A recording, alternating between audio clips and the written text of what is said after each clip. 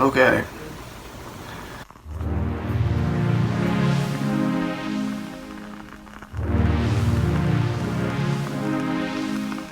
So, this is the introduction. I left my notes. It's all kind of spliced together. It's not very eventful. It's nice though. It's scripted because I don't remember what I want to say, and so I had to write it down. It all says the same thing, and no matter how many times I try to rephrase it, all I'm doing is saying hi. So it doesn't matter. It's mostly just to say hi. At the beginning of the year, I was like planning on going to Greece. I didn't even care that all the countries were closed off. Then I was just like, oh, you can do YouTube. The Red Banner Censorship Cotillion Club. Because I had wanted to do it last year. What did you do last year? Why didn't you do it last year? Because I was cleaning out ponds and lifting rocks, cleaning pond scum and frog guts with my bare hands, and listening to the Vampire Chronicles. Who cares? Okay, I get it. Like, everyone jumped in. I was in a different vernacular. Wow, okay. I genuinely had ideas and things I would like to say, but I get overwhelmed by both the degree of quality and the degree of quantity. I'm proficient in both because I produce neither. I've been considering making this sort of talking head type videos for a long time. I genuinely wanted to communicate with you before I delve into the unknown of time and space in the days ahead. The whole idea behind computer glasses is they offer you a slight yellow tint. It's like, would you still be willing to do your computer work after you let someone pee in your eyes? Yeah, but I just feel like there's another way. But I'm just trying to make friends. It's just interesting or creepy, so I hate it. But I wanted to reach out to you. My name is Luke. I love you. I think you're amazing, and I consider you a friend. But if I ever see you, I'll be like, hey, I sent you a strange video, and you'll be like, oh wow. Please go away. It's more fun to be embarrassing. Everything's contrived, and logically it makes sense to embarrass myself exponentially on an online platform instead of going outside and waving while my dog takes a dump by the parking lot. It happens every time I go hiking too, and it's never changed. It's become tradition. I've tried like letting her out around the house first, and she just looks at me like, are we leaving yet? I'm holding this in. This isn't even a microphone. It's a little iPhone that I stole when I worked as a donation attendant at the local Goodwill. Because normally they just have a cardboard box that you put them in, and I think they distribute them to the orphans. So like they dangle it the same way you do with cats. It's like, this is something you could have if you were loved. If you get adopted, don't crap on the porch. Crap in the grass. I'm tired of looking down and dodging the crap. So it's my time to look into the sun. I don't want to have to worry about where I'm stepping. This is a message to my grandmother's dog. I'm gonna cut that out. I don't know if you've seen that Jesus of Nazareth TV series. The director made the actor that played Jesus. The actor that played Jesus wasn't allowed to blink, and so because the director wanted the viewer to have non-stop eye contact with Jesus. One-on-one, non-stop eye contact with Jesus whenever they watched the show. It was a big controversy because the director was gay. Superman, both of his dads were Robin Hood. He had two dads. And the actor playing Jesus was apparently having sex with his girlfriend. And sin no more. So even though I put tape around the camera so I could look at it, I realized that I might look like that. So I'm just gonna look at the screen because I'm not Jesus. And lead us not into temptation.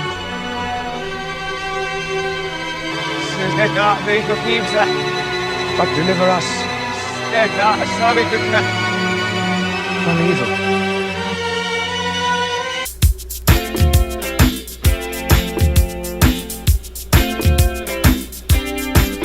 If you were blind, you would be without sin.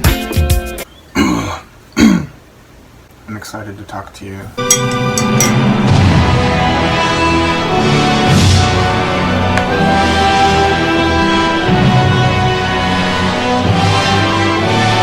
My name is Luke, and I love you.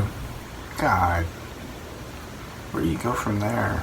The new Aladdin is just as racist as the original Aladdin. They changed the opening song from where they cut off your ear if they don't like your face. It's barbaric, but hey, it's home. They changed it to where we wander among every culture and tongue. And I forget what else they said, but like wandering among tongues just means you getting your ass licked. Of course, everyone likes that, but it's still a cultural appropriation, because it's like if you have to appeal to people's sexuality to convey a story, which originally actually takes place in China in the original literature.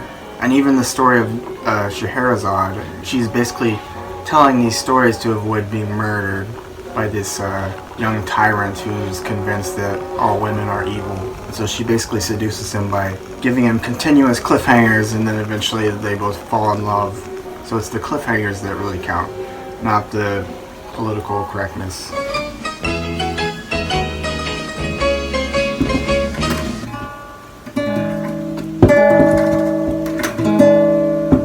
It's like Mama Cass said, it's words of offense and debauchery that win. Would you like an Avatar wedding? It's the one where you grow a ponytail down to your ass and then you develop these neon frills that you attach to a horse's ass, and the horse's pupils get really dilated. And that's the only difference between you. And then you're perpetually at a Blue Man concert. A really hard and tough thing to do to make it look natural and still beautiful and graceful. So you have to re-engineer an actual horse's anatomy, and that's kind of what we did. The dog got in front of the camera. Is this a vibe? Does this look like anything? I used to make videos when I was 12. I stopped making movies. I lost the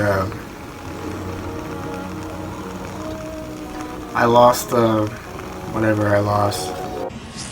No, you. Yeah, what? What's your name, Sonny? My name is, Edward. oh, yeah, no, that's not my name.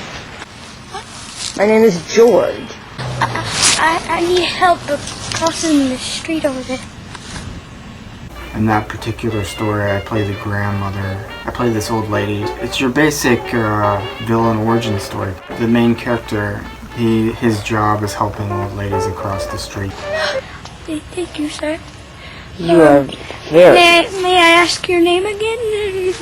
So I can call you, maybe? My name is Jonathan. I had a son named Jonathan. You know what happened to him? He died. No.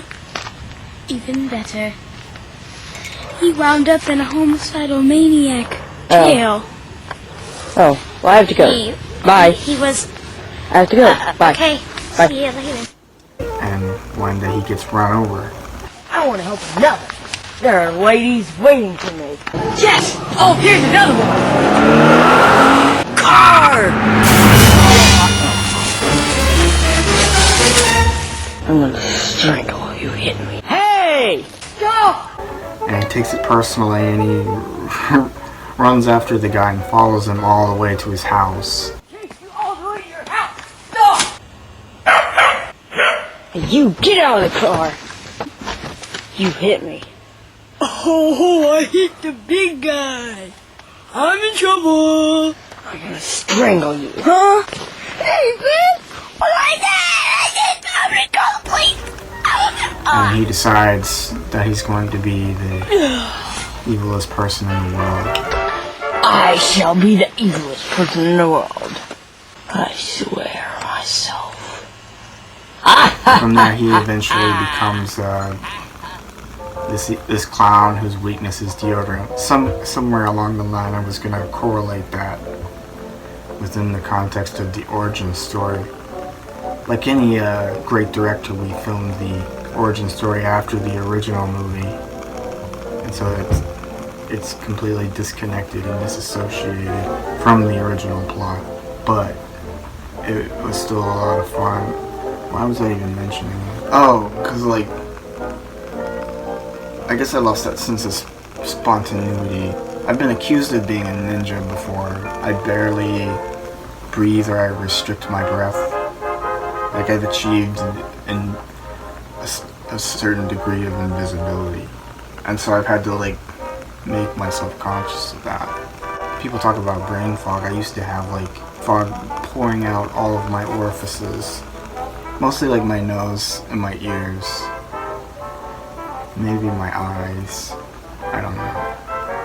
My mouth. At a certain point you have to stop like consuming things and you have to just start creating. I realize I haven't been using my brain at all. And so it's kind of like, it's a good thing to feel challenged again, to feel like I can bring myself back out of the fog. It inspired me to think, challenged me to think more. So I really appreciate you, you know, for what it's worth. Like, calm down. You gotta slow down. I'm gonna sit far away. I thought that was pretty cool. So, am I just like gonna talk this way? I don't know.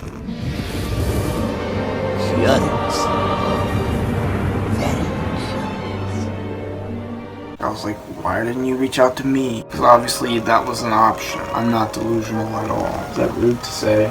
Hi, I'm Helmet Head. Thanks for watching. Love you. For a long time I felt like words have lost their meaning, and I still catch myself thinking that way. I'm so protective, like I want there to be space between like what I have to share and the time I have to share it. Like I want to collect it and then I want to go out, and I realize it's all simultaneous, and I've kind of struggled with that. Like for a while I would do what I call the 100-year sleep, where anytime I felt overwhelmed I would just take a nap instead of transmuting the feeling into like a song. So it's like I guess I wanted to share, like, you know, it could be worse. You could have just endured and not done anything with the ideas you had, which is basically what I did. And now I'm kind of scrambling to put myself together, music and writing, and it's kind of built to this mound of matriculated into like a monster that eats my soul every night. I don't know. And so I just need to jump on that. I think it is clear that we can expect great things from you. After all, he who must not be named did great things. Terrible.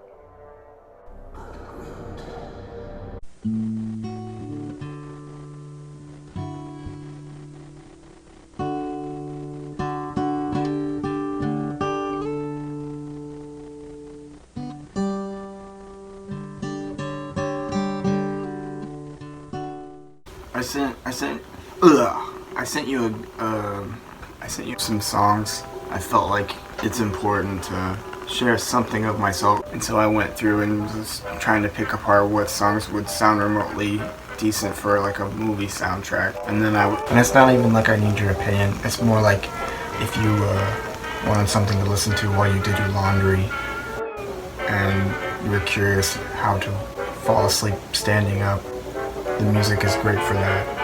If you want something to listen to while you're washing the dishes, then there you go. There you go. You got it. That's what I do.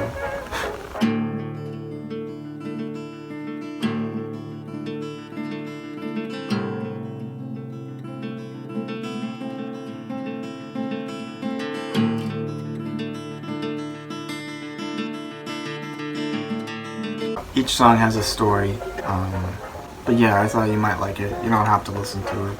It's just fun. Can't you tell? We're having fun.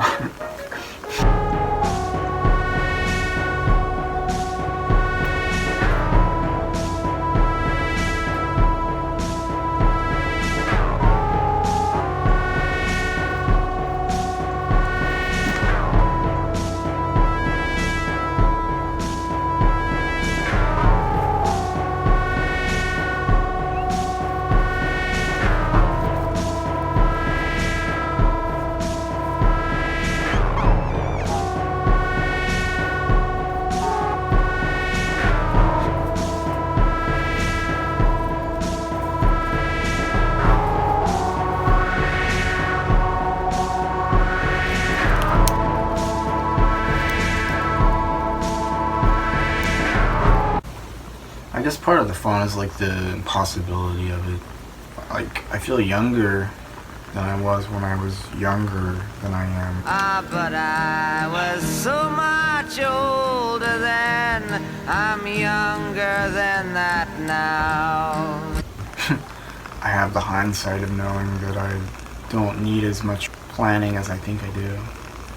And that's part of the joy of like songwriting, is it's like I've sort of learned that you discover things you know that you didn't know you knew, which is the line from the Pocahontas song. You'll learn things you never knew, you never knew. You don't know.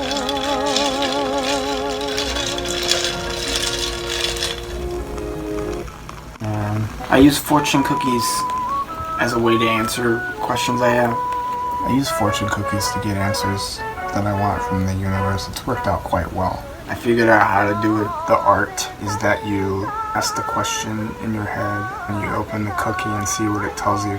And fortune cookies are obviously very elusive and mysterious and self-deprecating. And the fortune cookie speaks to you in riddles.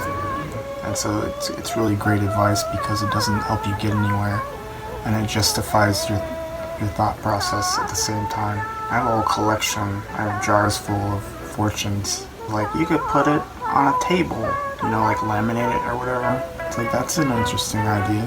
That would take me like a week if I devoted all my time to doing that. And then I just have a table with fortune cookies, fortune cookie fortunes laminated on it. And so that would be my life. People feel like they need more knowledge, more information to secure their well-being in life. Thought process is also the result of how you've carried yourself habitually. And I've done worse. Like, over the summer I was learning how to play chess, and I noticed that I kept getting rematches, and when Harry Styles 11589892 rematches you, you know you have a chance to meet someone cute. I always thought misogynist meant wanting to give a woman a massage. Why is that so offensive? Do they not like massages? When you look at the word, they misspelled it. That's why everyone's confused. Okay. Any feeling is a source of inspiration to carry myself forward. I may just delete all this. I could spend like the rest of the year making this video. I keep practicing the same lines, and what's interesting is it's coming out the same way each time. Who knew that the Lions having sex song could be so emotional? Who knew the Lions having sex song could make you cry? Okay. Who knew? Who knew the Lions having sex song? I keep saying the same thing over and over.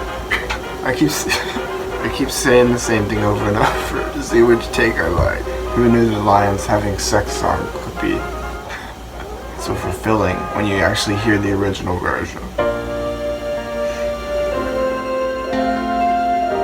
I don't have like a flow, but I'm really just dragging it out. In the past, I've just been overwhelmed by like the amount of work I put on myself, and it's nice to see that everybody else is suffering, you know.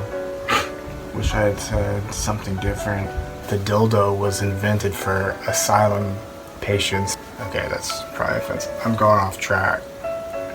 No, like I was chewing cat food once to feed to a baby bird to keep it alive, and it's like everything's a gamble. I've been asked to be stalked before. Like, that's a new thing, I guess, where people ask to stalk you, and I tried that, and then they made me like watch them eat dumplings, and I can't do that right now. Not like that's, not to be mean, like people like what they like. I go to Cracker Barrel because I like the woodwick candles, like this. I don't really care for food anymore. I used to eat there like every night. Cracker Barrel's this southern meat-and three. You may not have it in the city, and it's probably better that you don't, because I don't think there's much nutritional value in it. The whole idea of southern cooking is that you don't have to cook. Whatever. I'll cut that out. It's just not gonna work. You could be having to start from scratch, but Instead, you went forward, put out the silly content videos you wanted to make, and now you've got a whole audience who would willingly devour anything you put out, and that's kind of cool. And you can take that in any direction you want to go. And you may not even want to do comedy anymore, but like, I think, what am I saying? I don't know what I'm doing. I gotta pee. I think it is clear that we can expect great things from you. After all, he who must not be named did great things. Terrible.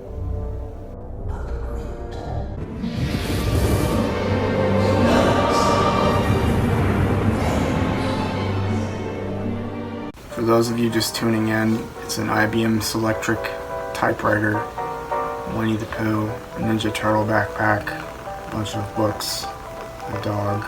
Dance dialogue. Thought of some dance questions. Maybe it'd be interesting if I just talked about what I'm asking myself. It's mostly for fun. Hey, I didn't know you could dance. We used to do those dance moves to make fun of guys when we were kids, show them how queer they were, okay?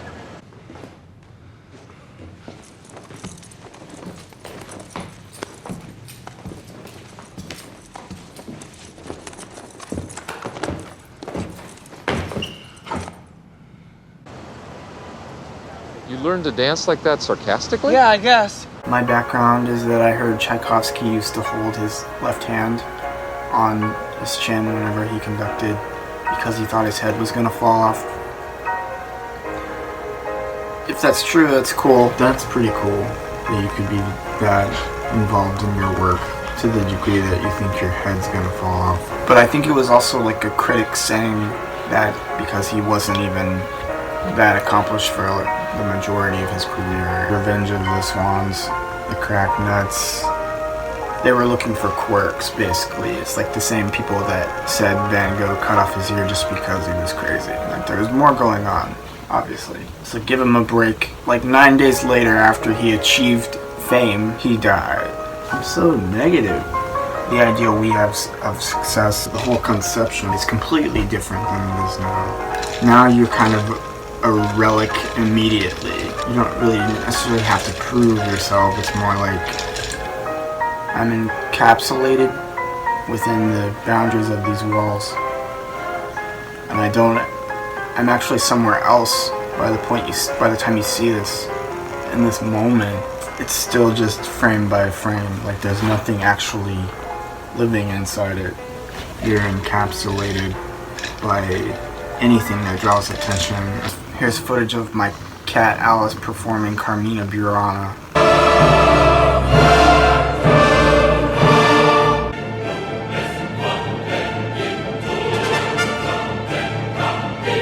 I saw that at the Nashville Symphony. I'm in Tennessee. I'm technically in Franklin, but we say Nashville to anyone out of town because people are like, oh, Nashville, country music capital, and poof, I'm gone. I think more ahead, or like what exists out of time. I'm trying to have a conversation, but it's like I'm communicating to you in the future. So it's like I don't know at what point you receive the message, and once it's received, once the transmission is completed, as I exist in this frame, exist in the past. This room, even though it's organic, it's through this representation a construct of the ideals that I've carried thus far in my existence. I collected books and I like colors, so I wear like mismatched clothing. The only reason I'm really dressed up is because all my clothes are dirty. It doesn't look too bad. I usually only get a suit anytime someone dies. It's bad. No one's dead. This was from a few years ago when my grandmother died. So I'm basically a lost cause. But I'm working to pick myself out of that, and hopefully it'll be okay. I appreciate you for being here. We're time traveling in a sense. Do you think that any conversation involves time travel? Like, are we even if you're talking in person with someone, is your timeline interwoven with another person's timeline? Are you in the same time frame? Or is time different from the moment you're born in comparison to someone else's lifetime? At what point do we travel and time stops traveling? Or is it only time that travels and we are at a mortal standstill, emotional, metaphysical standstill? It's probably a stupid question. I thought it was smart. I thought it was clever. It's not.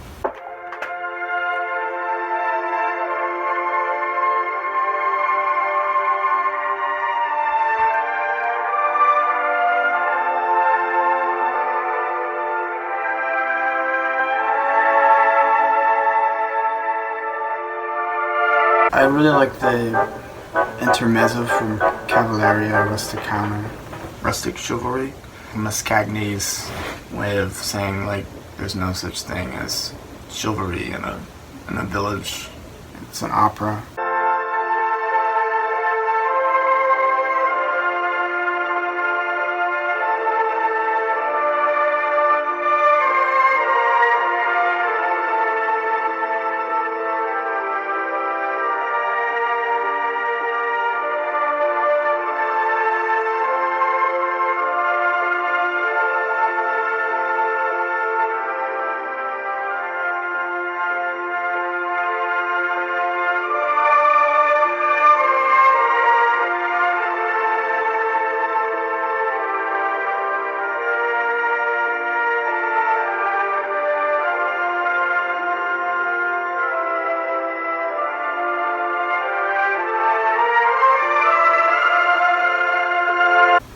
And then they took that song and they used it in every 5 seconds in the Midsummer Night's Dream movie. And they're like, oh, you like this song? How do you feel about it now? Now we're gonna destroy it for you. William Shakespeare's A Midsummer Night's Dream. And so it's like, I still like the song, and then at the same time I laugh at myself for saying it was my favorite. Like, anytime you make something your favorite, it's like taken away. It's gone. The dip it, sip it, breakfast biscuit. Dip it, sip it, Velveeta biscuit. Anytime someone has a favorite musical piece, it usually means they're inexperienced or they're focusing on an emotional pivot or attachment they have in their current experience. Like if I said that Stardust was one of my favorite songs. Stardust is the best song ever written. In the third weekend of Sometimes I Wonder Why I Spend a Lonely Night. 3 weeks of wondering why I spend a lonely night, dreaming of a song and the melody that haunts my reverie, dreaming of a song. At a certain point I don't, I've got more of a problem than I have of a love for the song. The melody haunts my reverie. I'm once again with you. 3 weeks into that, I'm singing that to myself. It's not really a song anymore. It's not really beautiful anymore. It's commiserating. So it's kind of like, yeah, it's a great song. It's a great lyricism. But you have to move on. Anything that truly inspires you, moves you forward. Like, you don't dwell on it. It puts you in the middle of it, where you have an infinite space to explore yourself and all the questions you have. I don't know if dancing is the same way, where if you truly enjoy dancing, you can dance to anything. Do you agree with that?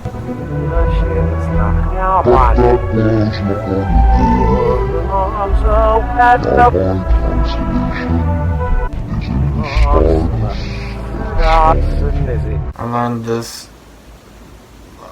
little move from Bigfoot in a Goofy movie.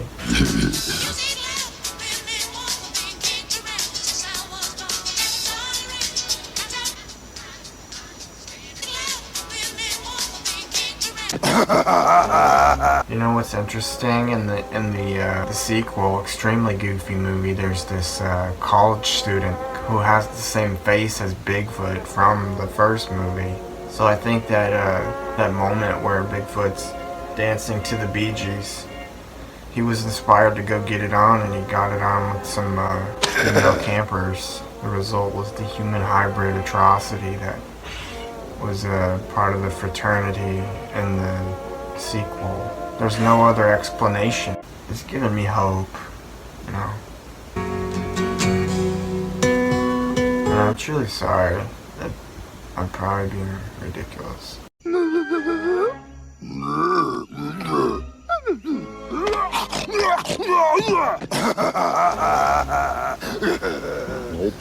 Still here. It's so good to see you.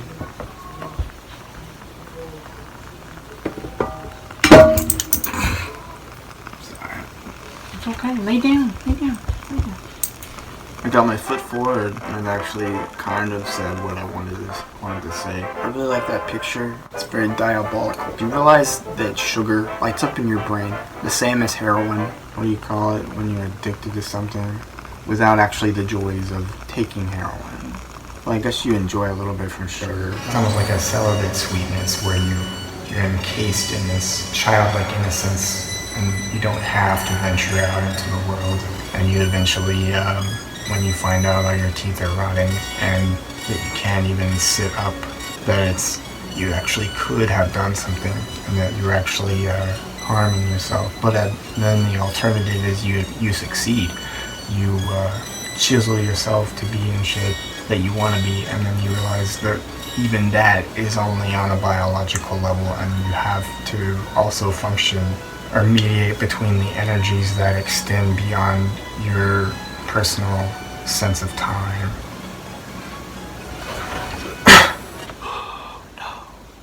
Oh no. Oh no. My point is, you're going to inject people with liquid heroin. I drink lemonade with my lungs. Like, I choke, so you're going to drug them, and then you're going to answer any question they have. It's very diabolical of you. It's very bold. And I'm honored to share the planet with you. I'm sorry. I'm sorry. Gosh. I put some vanilla in this, so it tastes really good. People say, like, things are too vanilla, but frankly, I think they're not vanilla enough. That tastes good.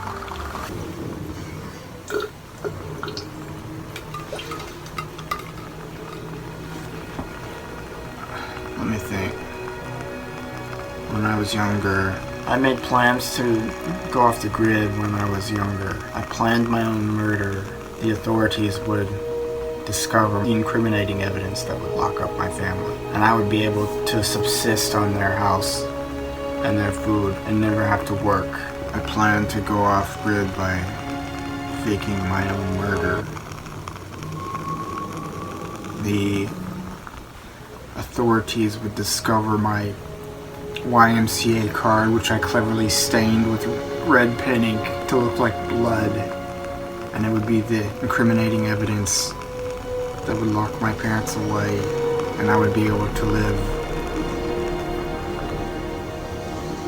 in their house. And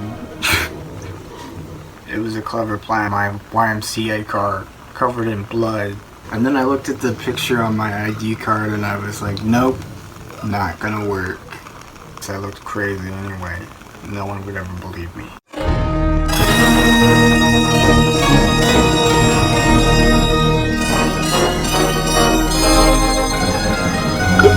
It's fun to stay at the...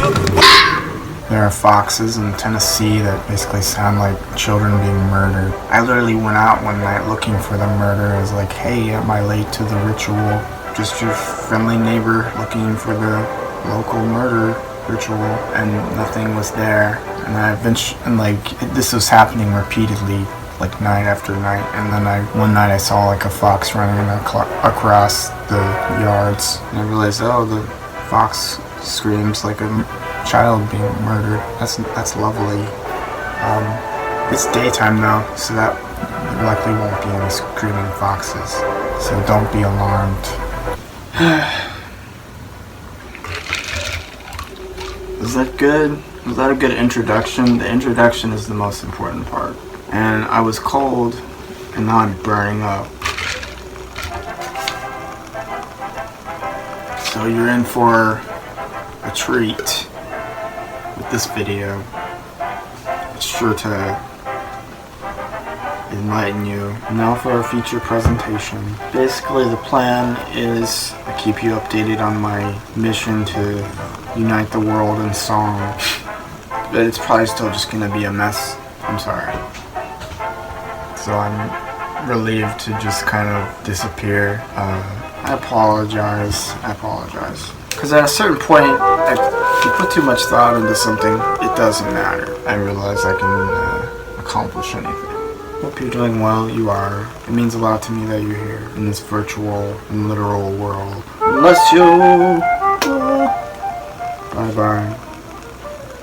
I once chewed cat food to save a baby bird, and all my teeth fell out. Now I have candy corn teeth, but I want you to know I tried.